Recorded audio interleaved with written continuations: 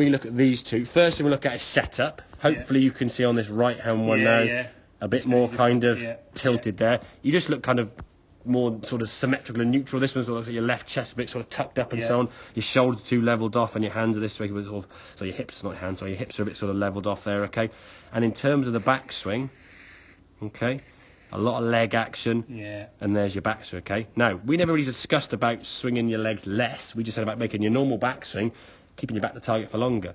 But just watch how short relative. I don't look at this thing as a bad swing being short, but look how much short this backswing is, and you were still getting 210 yards.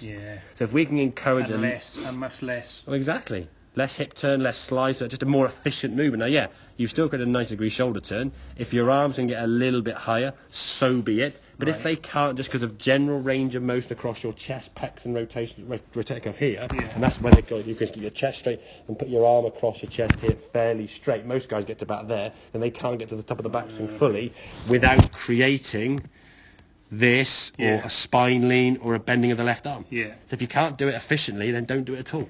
I don't mind it being a little bit shorter parallel, as long as you've got a 90-degree shoulder turn and 90-degree hip, which you generally have, okay, and a controlled movement. Now as you start coming down, keeping that back to target for longer as the arms kind of fall back as you come into impact, your hands are striking that ball. Now the club's overtaking the hands at impact nicely, your chest is still behind here and releasing through. But the chest should be further behind. No, that's fine. That was good. This one, a good one. That's good. This is good. Yes, it's good. Yes, the one with the ball nice and straight. Okay, so from there now, releasing that club through, getting that body to rotate through to the follow-through position there. And again, the swing just generally looks a little bit shorter and more kind of efficient, where this one here now is a fuller, so look at your feet there, all out of balance there, kind of losing a bit of balance there on this foot there. A lot of that's trying to just hit it so far left, you're just leaning back on your heels.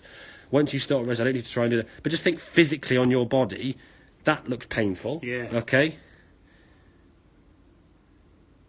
If we go to that doesn't look great. That looks a bit kind of painful there with that knee. That knee collapsing looks bad. That's putting pain on your back. Your back's kind of a bit arched this way. Your hip's going that way, so that's a bit more pain than we want to, okay? As you come in the goal, a lot of leg slide here now, okay? Right foot's trying to sort of come through a little bit awkward at the time. It's got a sort of step and slide. Left foot's hurting there, and there you get through. But is it really worth putting all that body? You look at this sort of movement here now. Just looks a lot more kind of, nice and free with the body. A lot less effort. 10-15 mile an hour more club heads, or more distance in terms of distance, and a straighter shot.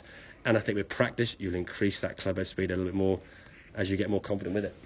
You don't need it more harder. You just learn that stuff. So if that bag's ever there, feel free to grab it, smash it, batter it. Yeah, of course, it's fine. Finish on a good one. Does that make sense, Nick? Yeah? It does. Good man. Very good, mate.